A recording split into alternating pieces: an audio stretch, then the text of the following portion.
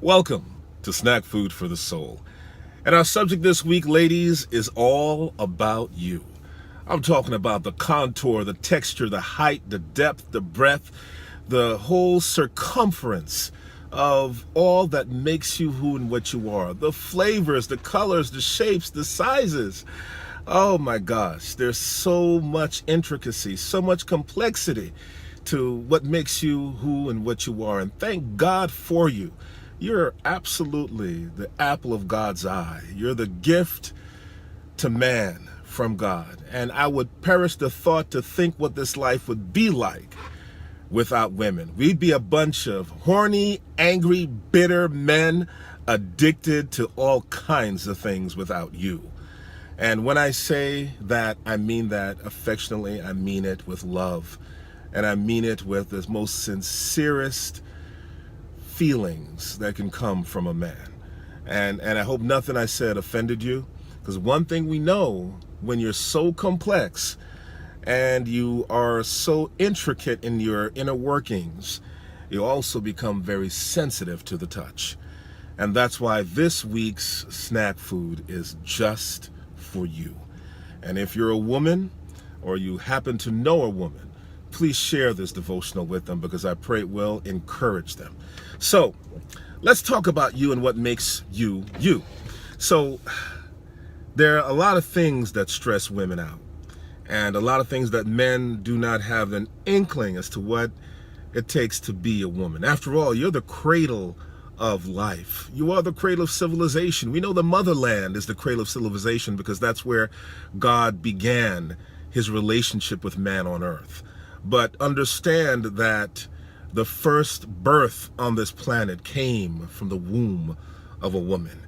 He made you to be by the side of man, to be the anchor, the example of what family is. And he made you different from man because there's a side of God that only a woman can really reach and touch. It takes a very special man to match wits with the emotional, intellectual prowess of a woman.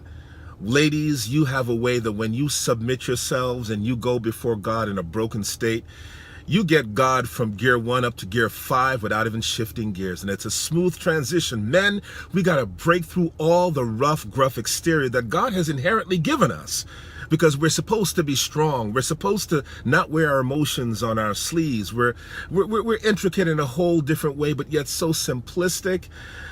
If you can figure out the boy inside the man, you've got him wrapped around your fingers. But women, oh, it's so different. And so today I want to encourage you to understand that God knows what your stressors are. And he's given certain men the key and an understanding and an insight to what the stressors are in being a woman. And the things that women worry about, you worry about your family. You worry about the care and concerns and the welfare of your children. And you worry about your bodies. You worry about body shaming. You worry how your body looks, how the perception of your body is from your sisters as well as the men in your life. And there's a whole lot for women to consider in just getting out of bed. There's that negative talk that you can routinely go over in your head. That negative talk that isn't really truthful, but it's chewing gum sometimes because you've heard it said so many times and you internalize it.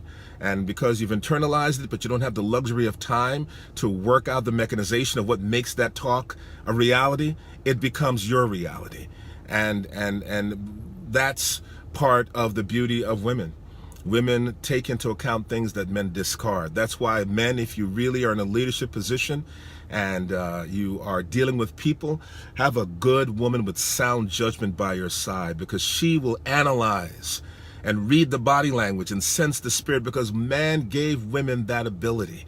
And then ladies, I mean, I've got a little list here. You have stress about marriage, stress about friendship, stress about raising children. We talked about that. Stress about feeling like you're failing in some regard or another. Stress of schedules and chaotic surroundings. all those kinds of things. But let's talk about the mind, because that's what my ministry is. The ministry is to the mind, because the mind is the gatekeeper of the soul.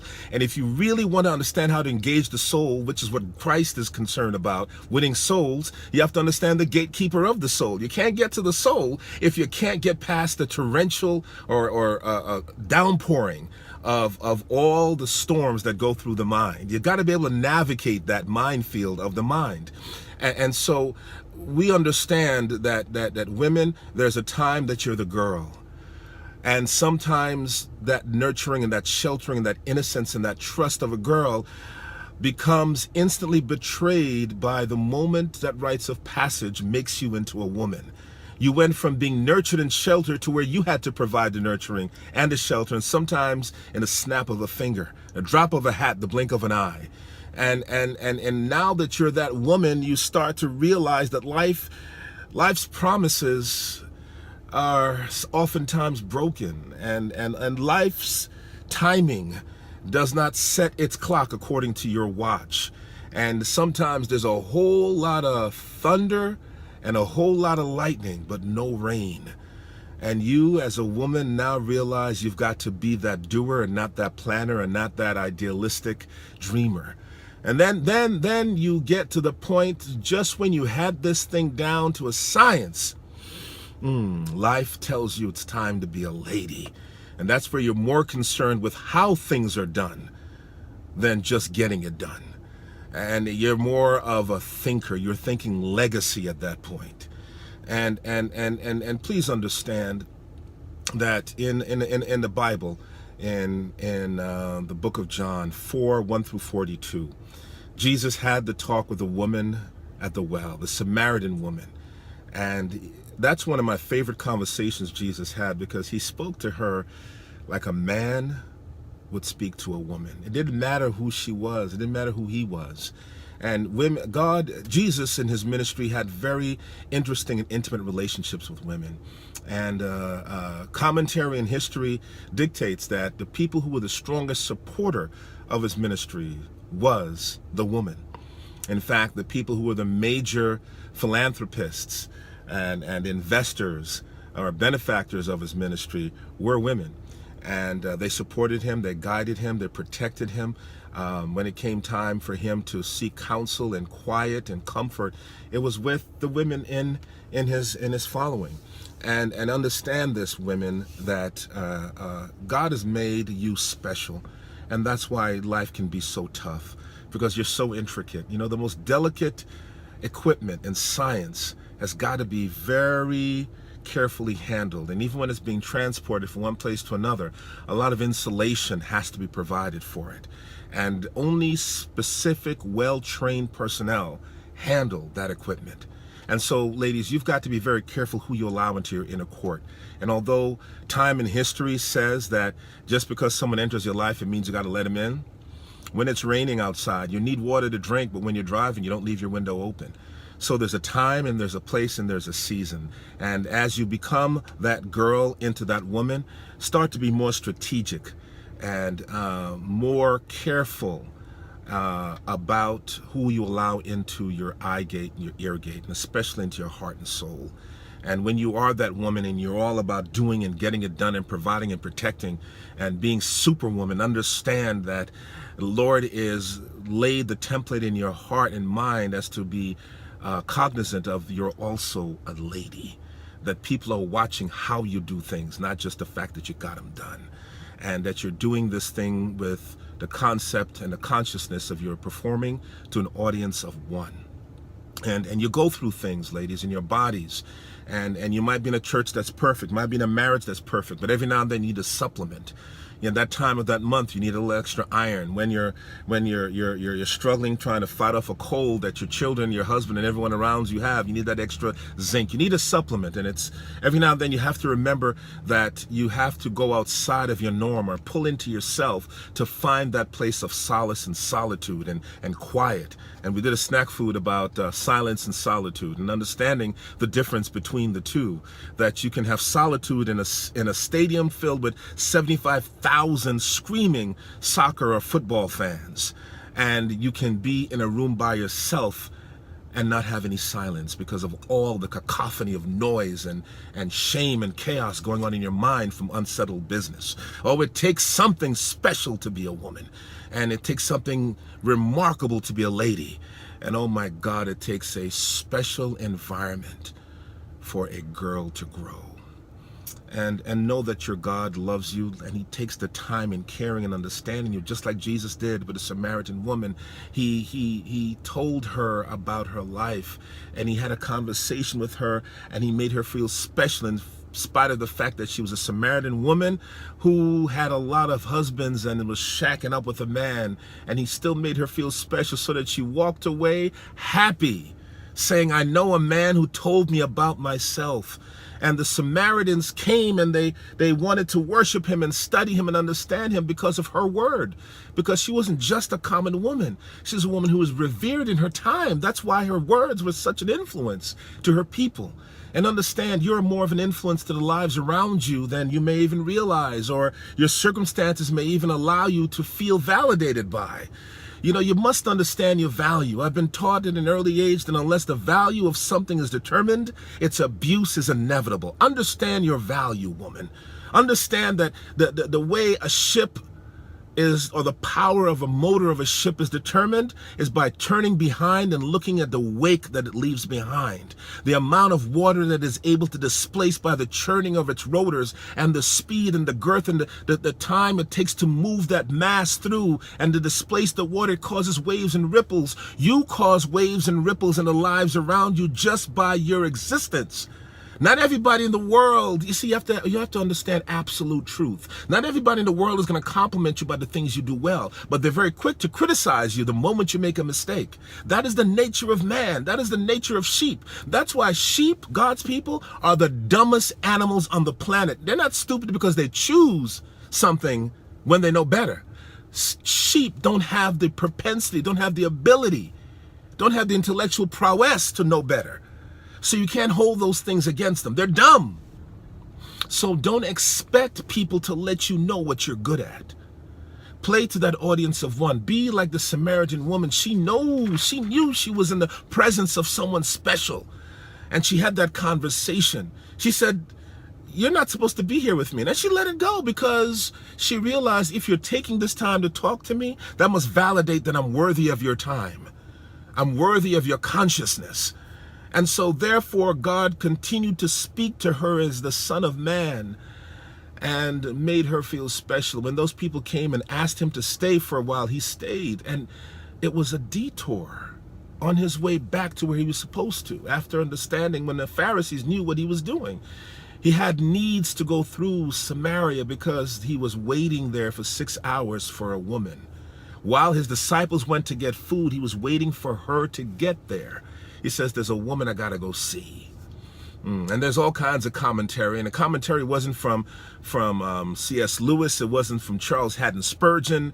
It wasn't from the most popular theologians in the world, but there are other commentaries that said that she became one of Jesus's best friends, his confidant. And then, of course, there's commentary that Jesus was married and that was his wife. That's erroneous. But the fact is, she was someone special to him. And he spoke to her because he had a need to minister to her, and she had a need to be ministered to. So I say to you, ladies, in the peculiarness of your life, in the chaos and the urgency of your complexity, God sees you, he loves you and understands you. Even if no one in the world around you gives you credit, you have the gift and the blessing of being taken for granted. No one walks into a house and questions the foundation. People don't sit in a chair and look at the integrity of the legs. You don't get into a car and then wait, I got to check all 4 tires. When you start it up, you don't realize that you are about to start a literal explosion under your hood, but you don't worry about being consumed in fire, right? You take it all for granted. But you need them desperately to be there. The foundation, the chair, and the car, and the tires. You are desperately needed to maintain your existence. So don't look to men to validate you and to get your value. You've already been appropriated. You have been appraised to be priceless. Yes, you really want to understand women are like prisms. In order to understand the fullness and color and depth of her warmth and who and what she is, hold her up to the light and see God's light refract through her, and you will see all the dimension that God has to offer on earth by lifting a woman up to the light.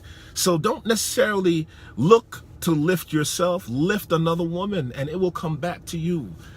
So, woman of God, God honors you, and I honor you too. And in the coming weeks, we're going to do a Snack Food Live event just for you.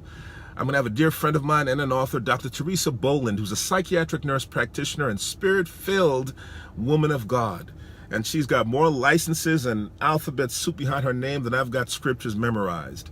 And we're going to do a Facebook Live, and the topic's going to be all the issues dealing with women. What's going on with your body, your mind, your spirit? And how do you navigate all of this thing and still maintain individuality and a smile that your child looks for when they walk through the door? To be that sensuous, gorgeous figure that your husband looks at and makes him melt into the little boy that captured your heart. You want a place where your girl can go and be fed a consistent stream and diet of how to behave, when to behave, and how to think. You want your young boys to be in a place where they can be taught maturity, focus, drive, inner strength that gets God's attention, and still know when to be that boy to snatch a woman's heart. And you want to be in a place to where you feel nurtured, protected, and that the world around you is okay, and that your body won't betray you anymore. Women, we value you, and God values you. And he had me lose sleep the last few nights, and I wondered why, and why you've been so heavy in my heart. It's because God wanted me to share with you that he cares and he knows. And there's nothing more sad than when a soul loses hope, other than when that same soul loses its ability to love. Continue to be you. Ask God to remind you of that little girl that trusted and hoped and believed. Because although you may not have that nuclear father and mom, you have a father that's carried you through all your days. And he wants to love you, and he wants an intimate relationship with you. So, embrace him today. And my prayer for you is, Father God, this week, bless my sister. Bless that mother. Bless that wife, that daughter. Bless that girlfriend. To know her value in you. It's intrinsically, empirically priceless. Give them courage, hope, and encouragement. In Jesus' mighty name. My beloved sister, have an indescribably blessed week. And I love you.